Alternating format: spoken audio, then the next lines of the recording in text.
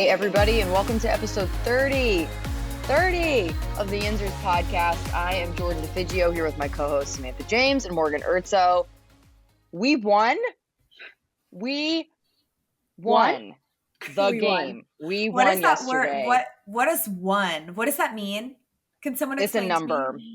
It's a feeling That's when all your I know. heart lives in your butt because the Steelers are playing football. Oh, Guys, there my were God. moments on Sunday where I was trying to tweet my thoughts. It was definitely during that final drive, and then definitely during the Ravens final drive, trying to tweet my thoughts, and like my thumbs weren't working. My heart was racing so fast that I could not form full sentences with my fingers. Yep. It was crazy. There was so much happening all at one time. And Yes. the back and forth of it, like we have talked in great detail about the Steelers' struggles this season, and the fact that the offense looked, and we'll get into the game recap, but just very quickly, the fact that the offense looked as good as they did on their final drive, and then our precious defense looked like such garbage on Baltimore's final drive, like it just felt like I was living in the upside down, and I just couldn't. What? Like, where did this offense come from? I know our defense is struggling with a ton of injuries, but my God, You come up just big knew. just once. You just knew, like it was seeming too easy. We scored. We were up by 7. They needed a full score to tie the game. Mm-hmm. And you just knew they weren't going to make it easy. That last minute was going to be cruel and unusual punishment by the Pittsburgh Steelers because that is their MO. Listen, I I'm really not do mad love about that. it They're today. sadistic. Like, Yeah. sadistic. Disgusting. It still ruined football for me the rest of the day. Like my emotions were so gone. Like I was like, oh, Sunday night football? No. Sunday night I didn't football even already watch. happened in my mind. Like I can't watch. I was footballed out. I was like, I can't watch any Yeah, more football. it's just draining, so draining. My God. And like, so another aspect of what made it so exhausting was just the terrible officiating. Like, Bro. oh my God. But there was a point where the refs threw a flag on Baltimore, and I was like, can you stop? Can you please stop?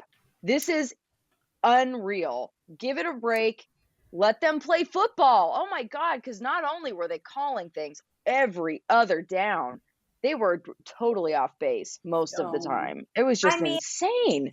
Calling stuff that didn't need to be called and then not calling stuff that did need to be called. Deontay Johnson, I understand. That was not a defenseless receiver penalty. It was unnecessary roughness. 1,000% unnecessary roughness on Deontay Johnson, and it went uncalled. And when Gene Steratore came on and explained that to Romo, who was pissed that the call didn't happen, I mean, arguably everyone was upset by that, aside from maybe Malik, Ravens fan.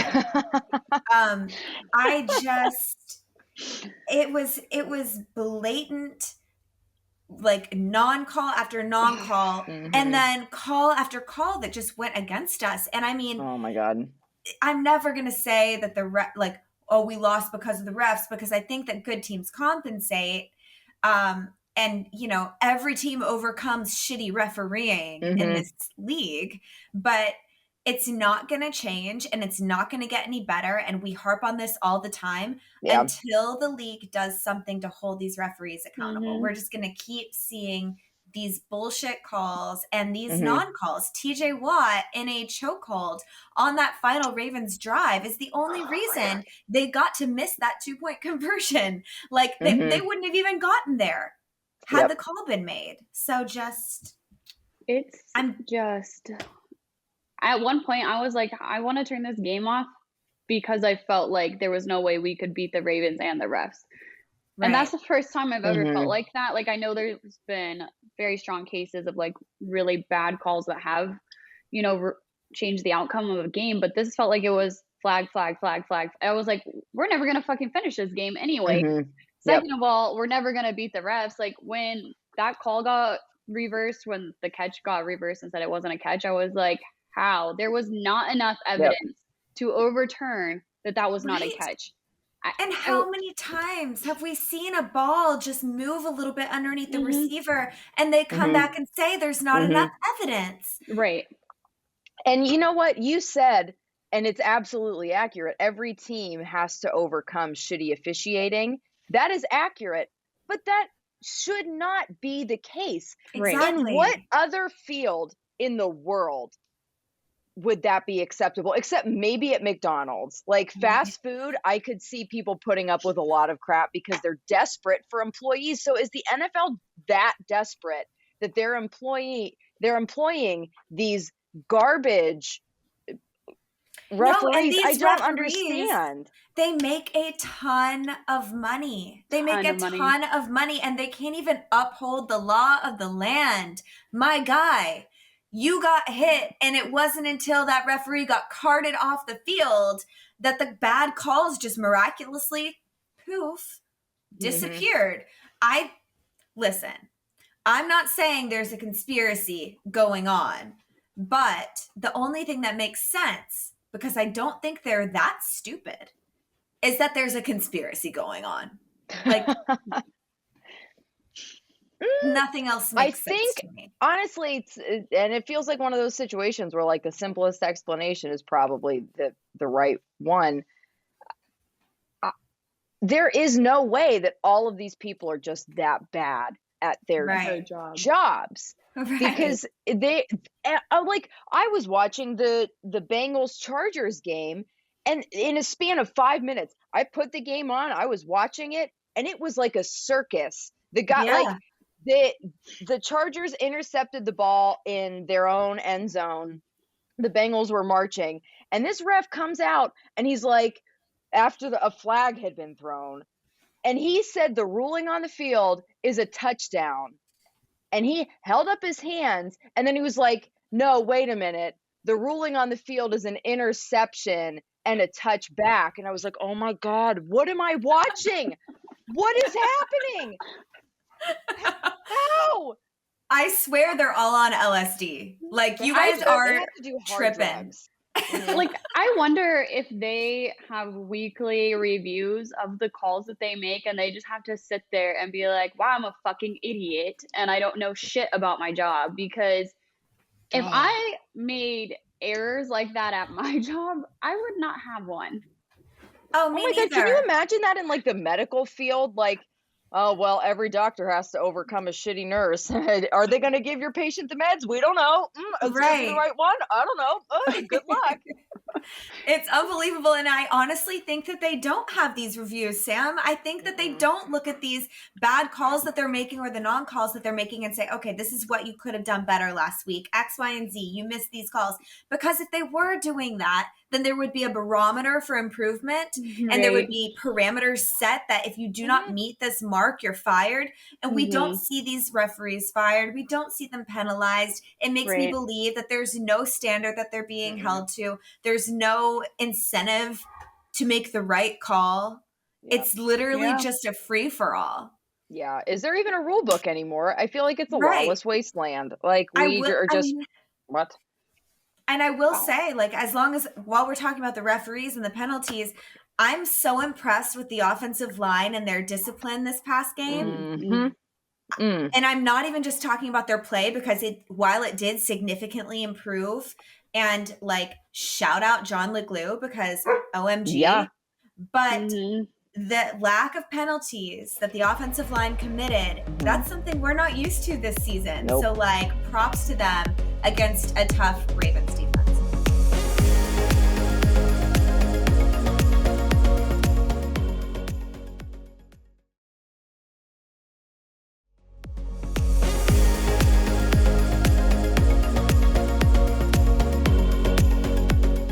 Yeah, that was clutch on that final drive. Like, we talked about that. Jeez, the offense really clicked. Like, every time.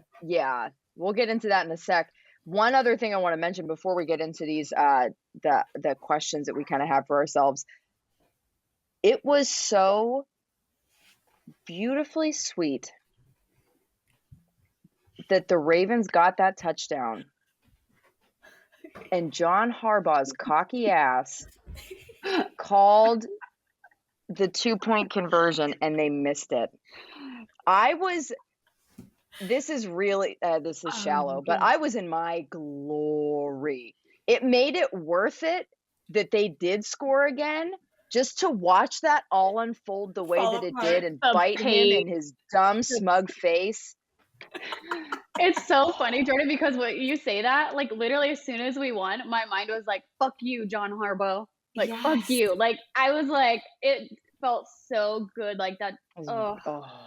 It really felt very validating. He's just somebody that I love to watch suffer. Like, and I'm not talking about like, let's not be, I know people are going to be like, come on, he's a human. Don't be rude. On the football field. Listen, I love to watch John Harbaugh just sit there with that expressionless stare on his stupid face.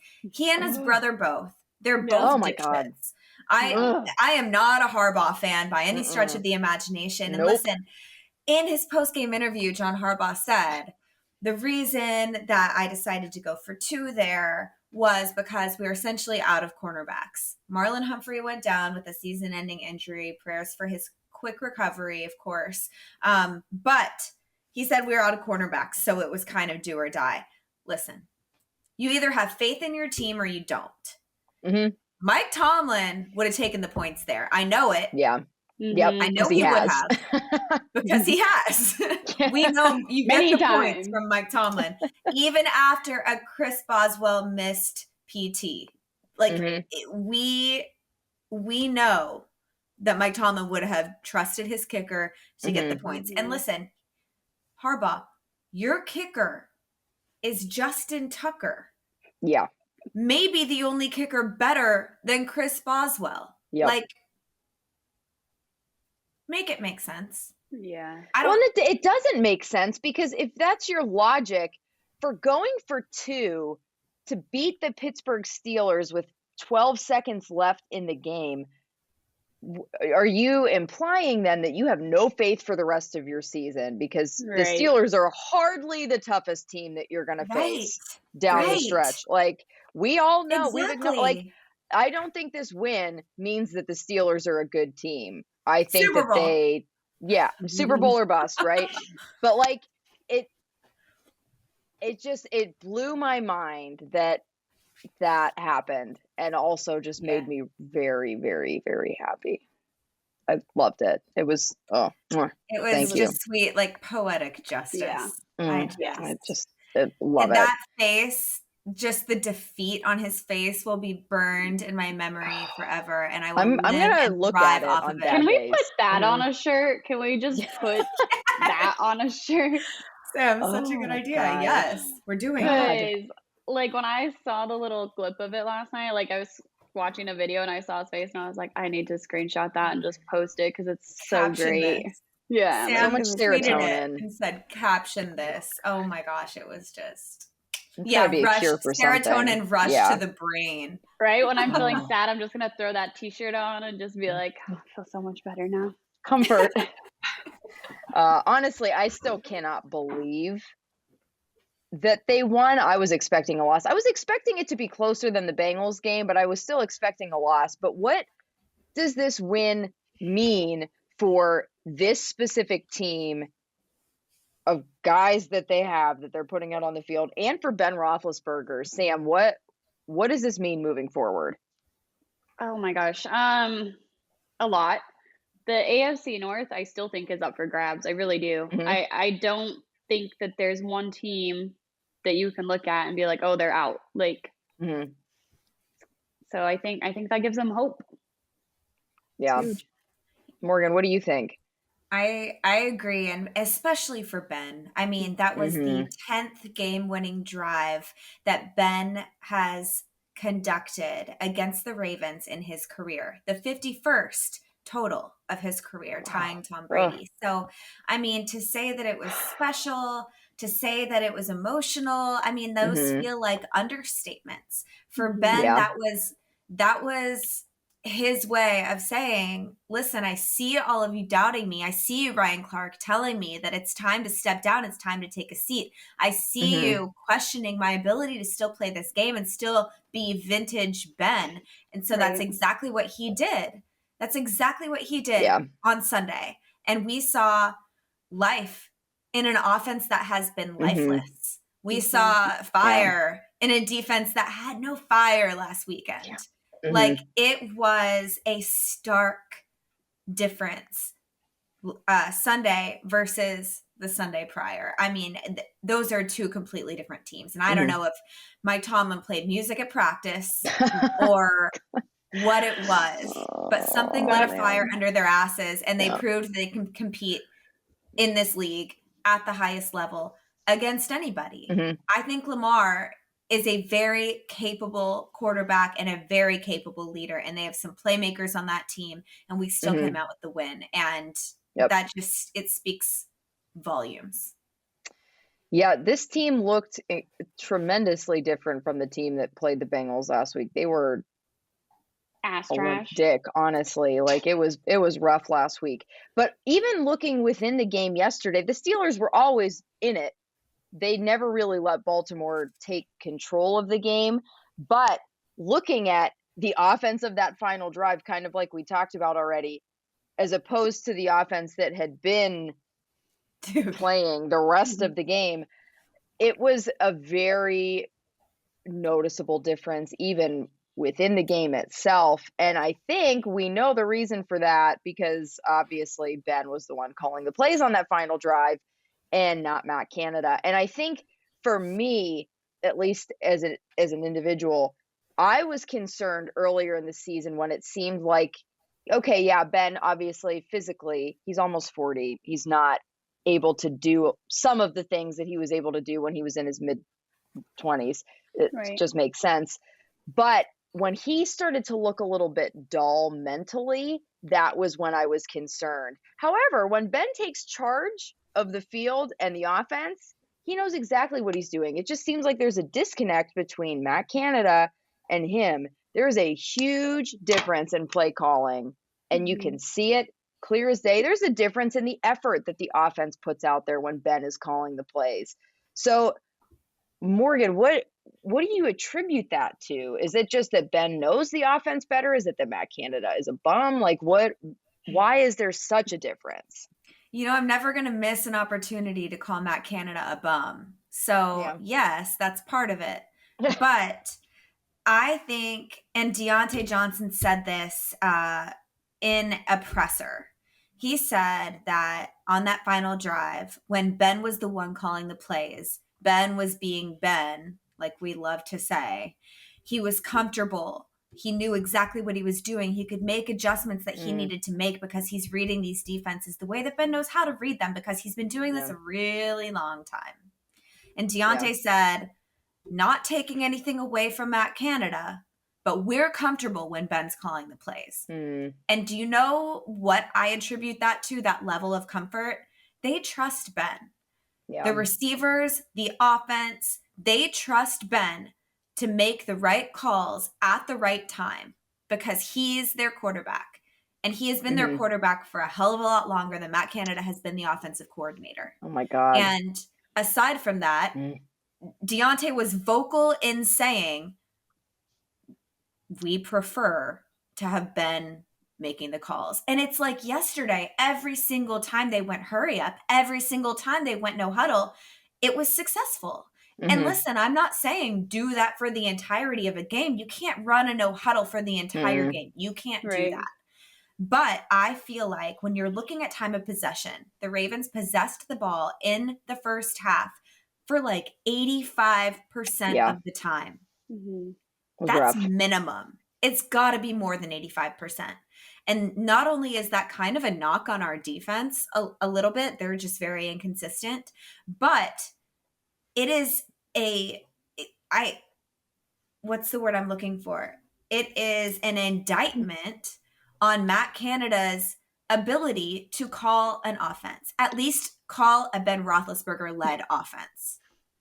So I think the answer is clear. When you're in a situation where you're playing when you need points on the board, like you are desperate for points, let Ben make the call.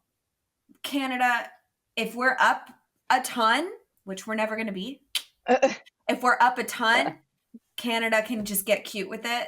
And if at the beginning of the game, we can, test and see if he's made any adjustments from last week, but he probably hasn't. Let's be real.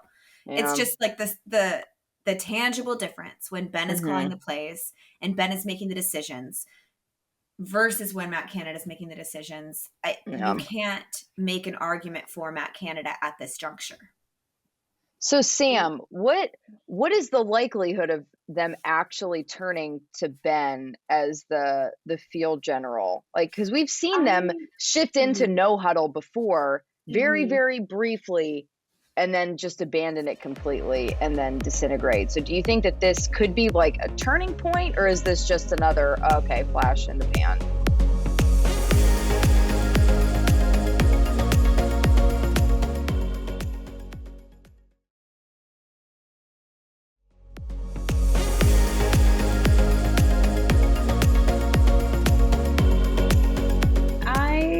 I don't know. I mean, we heard at the beginning of the season that some of the offensive players were not fans of Matt Canada's play calling, that there was a huge disconnect in the locker room. I feel like that has definitely transpired onto the field. Like you see that happening. And then yesterday you could tell a noticeable difference when Ben started calling those plays. And so how, as Mike Tomlin, or how as even a player on that field, could you go back and be like, oh, you know what? I want to go back to Matt Canada's offense. I don't think that he has done anything to earn their respect or their trust. And so Mike Tomlin, I mean, that's something you're going to have to look in the mirror at. Like, you are still the head coach. That is a tough decision to make, but also one you're responsible for, because you put a coordinator in that position that really doesn't have the criteria to fill it. Competent. Right. And Sam, what you're saying is so reminiscent of last year when we all saw that Kevin Dotson should be starting on that offensive line. And he did his job. He did more than his job. He looked incredible as a starter when I forget who was out. Someone was out last year. I mean, it speaks volumes, but I don't even remember who Dotson came in for last year. But it was very clear that he should have started against the Browns. And then when Mike Tomlin didn't do that, this is what that's reminding me of, because we've seen time and time again Ben come out and get the job done when he's calling the plays more in the no huddle. And then the next week, they'll abandon that. We've seen them do the same thing with the run. It's for some reason they see something work and they think it's a fluke, or at least that's what it feels like from our end. Are you not buying into what we're seeing work? Right. It feels more stubborn than anything. Like, well, we know that we did it that way, but that's not our way. And we're going to make what we've been practicing work no matter what, even if it doesn't work. And that's what's made this season so frustrating, is that constant feeling of what point are you trying to prove right now? Because you're not proving it, you're sucking. And I think that if there's one glimmer of maybe hope within me that might change, is it would be as a result of announcements of Ben telling people that this is his final season. I could see them maybe being like, well, it's his last season, so let's just let him do his thing and it's fine. And I feel like maybe even that was partially what provided that extra oomph to the offense, at least on that last drive. Do we think that's the case, though? How realistic is that the rumors of Ben's imminent retirement sparked the offensive push on Sunday? Sam, do you think there's any validity to that? Yes, I think, first of all, I don't think that is something that Ben probably wanted out there. Yeah. It didn't seem like that. I mean, Cam Hayward's response to that was pretty much like, yeah, Ben and I have spoken, but again, that's a private conversation. Mhm. Again, I do think it still even goes back to a lot of the offensive play calling. Do you have Mhm. somebody who's Ben Roethlisberger and he's 40 years old? He's not going to be learning an entire new offense. It's just not going to happen. So if I was in his position, and I mean, let's be honest, Ben doesn't need to play football. He could Mm-mm. retire tomorrow and be fine. So he's obviously doing it for the love of his game, for the love of the game. If you take that away and his ability to offensive play call to be Ben Roethlisberger, why would he want to have his body beat up for another year? So I very much think that that's probably one of the reasons, that the locker room does respect him so much as well, is because he doesn't have to be here. And yeah, he's not the same Ben that he maybe was, but he's better than any other option that we have. Mm-hmm. He is. And I think just how emotionally invested he obviously was at the end of that game whenever Baltimore was getting ready to Right. go for the 2-point conversion. Like he really loves this still. And I think that it was almost amplified. And I don't know if that was just my perception of it because all of this stuff came out, but I just feel like everything's going to be heightened now that has become a more concrete thing. Morgan, do you think that maybe down the stretch we'll see this team actually make a legitimate push for the playoffs with that in the forefront of their mind? And listen, it sounds nice. Like, it sounds really sweet that a team would just rally against everybody together for their quarterback in his last season. Like, that's so poetic and literary, and you love to like think about how sweet that is. It's like emotional and it tugs at your heartstrings. And as a fan, that's exactly how you want your players to respond to news like that. You want them to be like, we're doing this for Ben, right? And Sam makes such a good point. Everyone knows Ben's doing this for love of the game. He took a pay cut. His body is beaten up week after week. He's on the injury report with some new injury, knee, shoulder, elbow, whatever. I mean, he is always taking a beating, and he still shows up and wants to play this game. And he's doing it because he wants another ring. He's doing it because he loves this game. He's doing it because he loves Pittsburgh and the team and his teammates. And he's vocal about that. Ben has turned into a really phenomenal teammate in the past several years. And I think that it's a really nice thought that they're going to all of a sudden make this, majestic run and for the playoffs, and Ben's going to go out in a blaze of glory with a Super Bowl victory, and, everyone's going to just eat their words. And me, the eternal optimist, I love that thought. I think it's, amazing. And I'm not saying it's impossible. We have a tough schedule ahead. Yeah. The only thing that gives me hope at making a playoff run, legitimately, this is me being extremely realistic, is what Sam said. The AFC North is still wide open. The Ravens lost yesterday. The Bengals lost yesterday. These are teams that are not infallible. So we're looking at Vikings without Dalvin Cook, without Adam Thielen, and saying, okay, that's not impossible. We're looking at the Kansas City Chiefs, who have an abysmal defense. Absolutely abysmal. If the offense that showed up last night shows up again, that's not an unwinnable game by any stretch. We have the Browns again, who we have already beat, and it's in Pittsburgh. So these are games coming up, the Titans, winnable games. Just because they're hard doesn't mean they're not winnable. The Ravens are arguably one of our toughest matchups to date this season, and we won. So it's not impossible at all that we make a run for the playoffs, and that we do it for Ben. I think that's definitely lighting some kind of fire under their asses. I think that they're, they clearly lacked heart against the Bengals. Like, more than anything, it was a lack of heart in that game.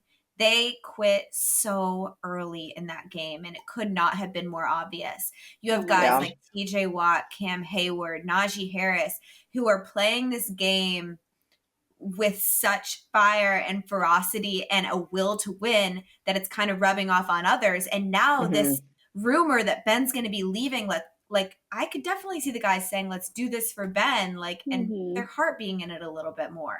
And obviously, you know, playing music at practice. Yes, that's what they've been missing the whole time, if we're being real. Oh my God. Come on. That little clip today of Tomlin freaking killed me. I don't know if you guys saw it. It's on. I reposted it to my Instagram story. You guys may have as well. Literally had me dying. With the way TJ Watt's playing, are you still going to have him practice? Absolutely, and without music. Yeah, and there will not be music. And Stone Cold Mike Tomlin's face did not crack a single smile. Oh my God, good. Like Chase Claypool is never going to live that down. Never. No. Even from his own teammates. Like, it's his own personal Corvette. Like, people still hit Juju with the Corvette. Now Chase's will be, did they play music at practice today? Oh my God. Chasey Wasey?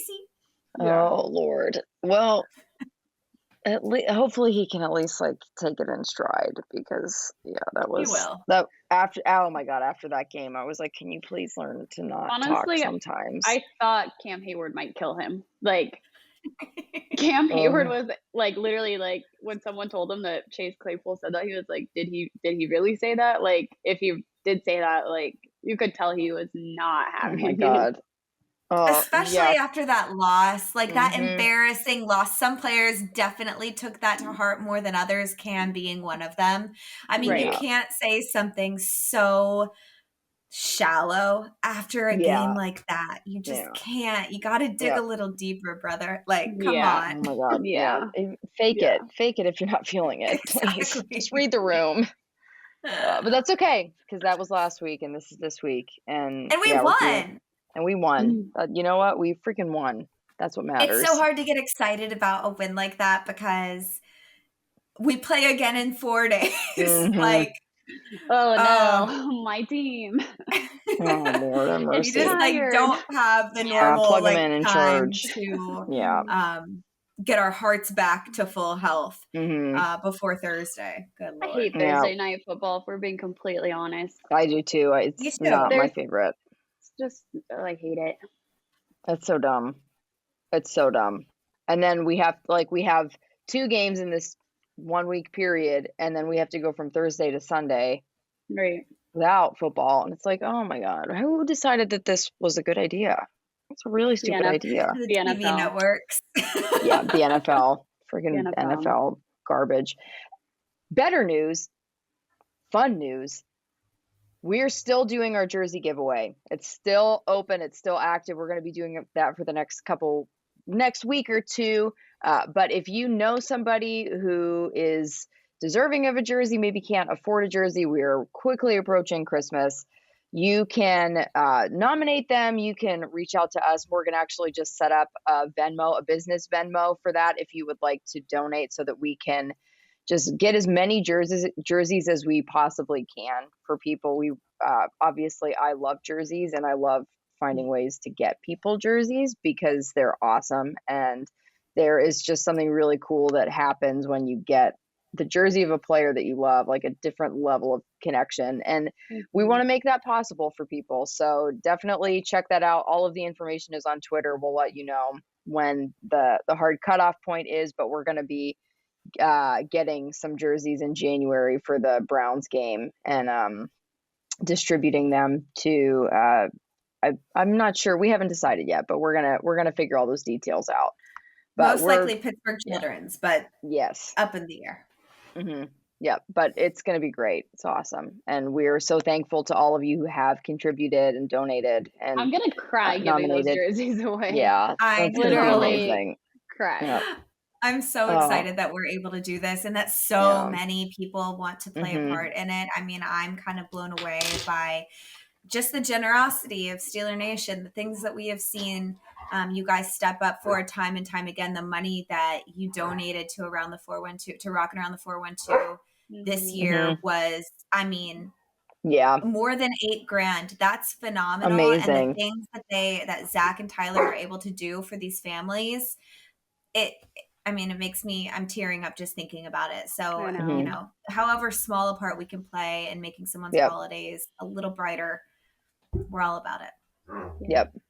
Yeah. So thanks for coming alongside us in this and being part of it. It's really cool to see that, and how the way that social media can bring people together. But why don't we wrap this thing up? We've been talking long enough. It's been real, as always, much realer, at least in my heart, talking about a win than a loss. But thank you, Steeler Nation, for joining us. Be sure to follow us on Twitter at Yinzhers and Instagram at Yinzhers Official. And don't forget to subscribe, whether it's on YouTube or wherever you listen to podcasts, so we can kick it with you every single Tuesday. See you next week for another episode of Yinzhers.